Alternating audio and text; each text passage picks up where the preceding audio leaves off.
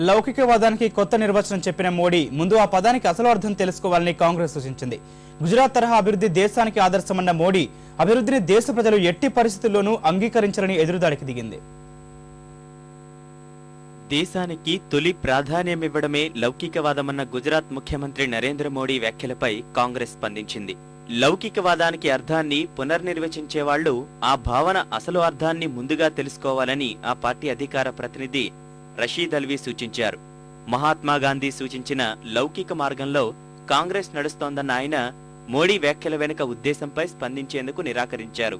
సామాన్యుడు కాంగ్రెస్ కు దూరమయ్యాడన్న భాజపా అగ్రనేత అద్వానీ వ్యాఖ్యల్లో వాస్తవం లేదని తెలిపారు. आधा उनका बयान कांग्रेस पार्टी के बारे में है, वो गलतफहमी के अंदर है। हमारी सरकार ने पिछले 9 साल के अंदर देश के लिए, देश के आम आदमी के लिए इतने काम किए हैं कि 2014 के चुनाव में ये साबित हो जाएगा कि कांग्रेस पार्टी के साथ ही देश खड़ा है, देश की जनता खड़ी है.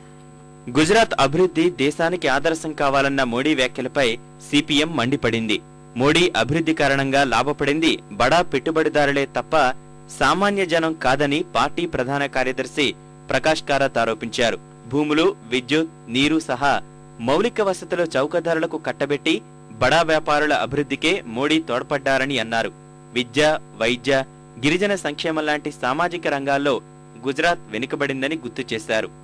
गुजरात मॉडल है, वो मॉडल जिस तरह गुजरात में सांप्रदायिक हिंसे हुए हैं, जिस तरह असमानताएं बढ़ी है, जिस तरह बड़े कॉर्पोरेट्स को पूरी तरह सहूलियतें दी गई है, ये model can not be acceptable for India.